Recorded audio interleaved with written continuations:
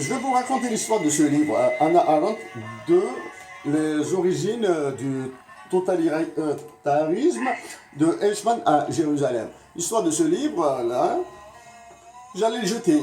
Il m'a été offert par un professeur dédicacé, j'allais le jeter. Il m'a été offert la semaine passée. Parce que quand j'ai ouvert, la première fois que je l'ai ouvert, j'ai été sur des pages où j'ai trouvé parler de sionisme, Ben Gurion.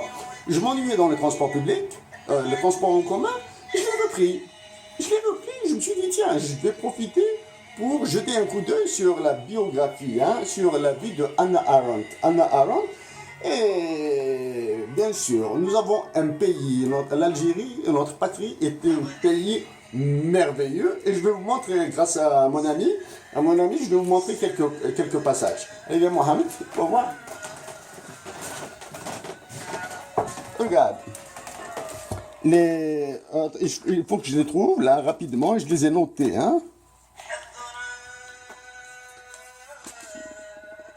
Voilà, la page 187, c'est une préface, ça c'est une préface.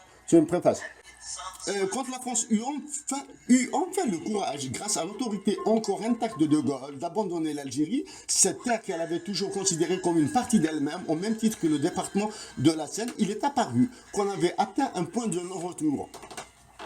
Ça, ce passage, la première fois, je l'ai rejeté. Pourquoi? Je me suis dit que c'est un regard toujours occidental sur l'Algérie. Alors que donc, notre patrie, c'est une patrie merveilleuse. C'est une patrie qui a marqué l'humanité tout entière, la civilisation. Je vais trouver quelque chose d'autre. Ça, il faut faire de l'abstraction pour le comprendre. Que ce genre d'apologétique ne brille pas par l'honnêteté, c'est bien compréhensible.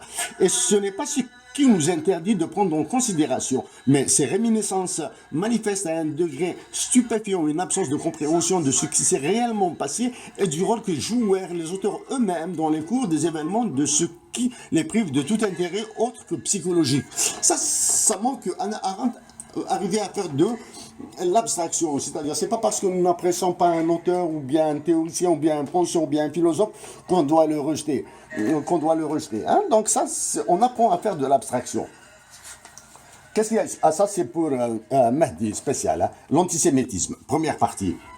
C'est un fameux siècle, celui qui a commencé par la révolution et qui finit par la terre. On l'appelle peut-être le siècle de la Camelote. Qui ça? C'est Roger Martin du Gard, 1913, page 372, elle cite. Voilà. Une différence fondamentale entre les dictatures modernes et toutes les autres tyrannies d'autrefois est que la terreur ne sert plus à exterminer et à épouvanter les adversaires, mais à gouverner des masses parfaitement dociles. La terreur telle que nous la connaissons aujourd'hui frappe sans qu'il y ait eu auparavant provocation, et ses victimes sont innocentes, même du point de vue de l'oppresseur. C'est monumental. Nous n'examinerons pas ici la conséquence extrême du gouvernement par la terreur, à savoir que personne, pas même les bourreaux, n'est jamais... pas même les bourreaux n'est jamais à l'abri de la peur. C'est ce qui nous occupe. C'est l'arbitraire dans le choix des victimes. Il est fondamental qu'elles soient objectivement innocentes et qu'elles soient choisies indépendamment de ce qu'elles peuvent avoir ou n'avoir pas fait. C'est-à-dire, pour l'oppression, il faut choisir nécessairement, indispensablement, des innocents. On ne choisit pas des accusés.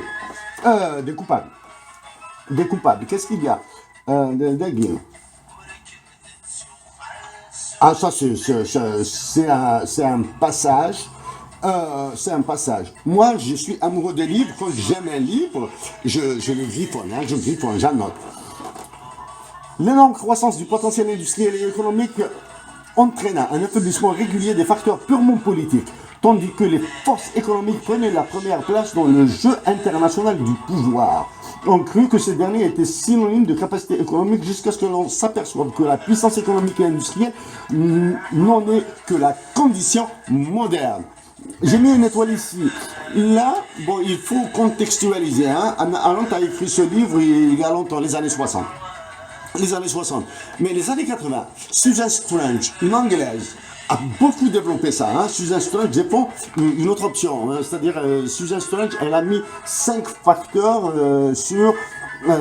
qui déterminent ce qu'on appelle le power spreading, hein, la diffusion de la puissance. Qu'est-ce qu'il y a aussi? Ah, j'aime les livres quand je les griffons comme ça. Ah, toujours l'Algérie. 374.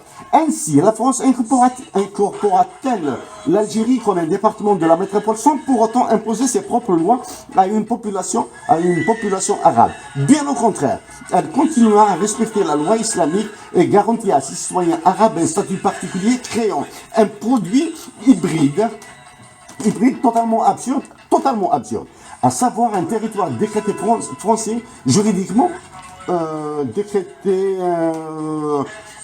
français juridiquement, aussi français que le département de la Seine, mais dont les habitants n'étaient pas des citoyens français. Donc, notre patrie d'Algérie, elle a servi d'exemple à toutes les théories, hein, de base à des théories énormes. Hein. Qu'est-ce qu'il y a ici?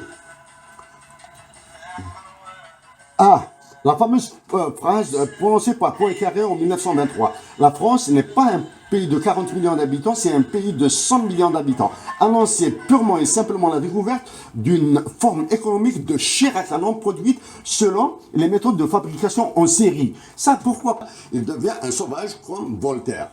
Voltaire est un esclavagiste. Qu'est-ce qu'il y a là? Ça c'est le racisme à l'état pur. Quoi qu'il en soit, la nation anglaise en a vécu, etc. De fait, les spéculateurs animés par l'esprit impérialiste étaient secondés par des fonctionnaires qui voulaient que l'Africain reste africain. Cependant, que certaines minorités d'hommes qui n'étaient pas encore défaits de ce que Harold Nicholson devait appeler leurs idéaux de jeunesse voulaient aider l'Africain à devenir un meilleur Africain. Ça, c'est du paternalisme, de la condescendance, du mépris. Et les dernières pages, qu'est-ce qu'il y a ici? Voilà. Sur le procès de Eichmann à Jérusalem, Eichmann qui a été arrêté en Argentine, hein, qui a été pendu. La base juridique de l'affaire elle-même est Karl Jaspers. Jaspers est beaucoup plus réservé. Le procès Eichmann ne vous fera pas plaisir. Le coup plus réservé, le coup plus réservé, etc. Le procès Eichmann, etc. N'oubliez pas que j'ai quitté l'Allemagne très tôt et combien peu j'ai vécu cela. Je comprends en tout cas ne pas consacrer plus d'un mois à cette plaisanterie. Bon, là, il ne faut pas se mettre sur Hannah Arendt. Plaisanterie, c'est du second degré. C'est clair, c'est de la dérision. C'est de la dérision.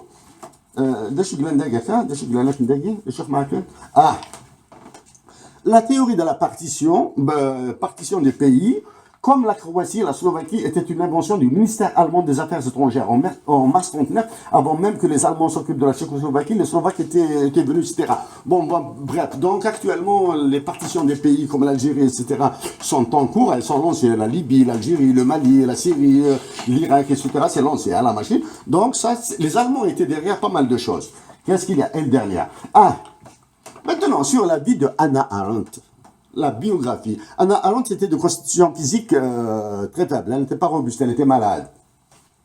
Ce que j'ai appris dans sa biographie, c'est qu'elle a vécu avec Heidegger. Heidegger la dépasse de beaucoup. Hein. Heidegger, c'est un professeur en philosophie. J'ai lu un peu, j'ai pas envie de me mélanger avec Heidegger, Kant, etc., les philosophes que j'ai lus. Donc, elle a vécu avec ça. Ensuite, qu'est-ce qu'elle a fait, Hannah Arendt? Qu'est-ce qu'elle a fait? Elle épouse civilement Gunther Stern en 1950. Anna Heidegger. Tout en aimant Heidegger. Hein. J'étais fermement résolu, voyez-vous, que lorsque j'ai quitté Marburg, à ne plus jamais aimer un homme de ma vie. À ne plus jamais aimer un homme de ma vie. Ce qui ne m'a d'ailleurs pas empêché, hein, il n'a pas empêché de me marier par la suite avec le premier venu sans l'aimer. Elle a aimé le truc. Mais dans les machins, voilà. Chère chérie, ça, c'est son époux, Heinrich Blücher. Heinrich Blücher, qui la dépasse de 33 ans. Elle a épousé, elle l'appelait chérie, chère, chérie. Bon, ben, c'est-à-dire, là, c'est deux fois, hein, chère, Chéri, c'est-à-dire, c'est un chéri et il est très cher. Donc, quand quelqu'un est très cher, il devient un chéri. Donc, ça, c'est pour m'a dit. Merci Mohamed. Merci Mohamed.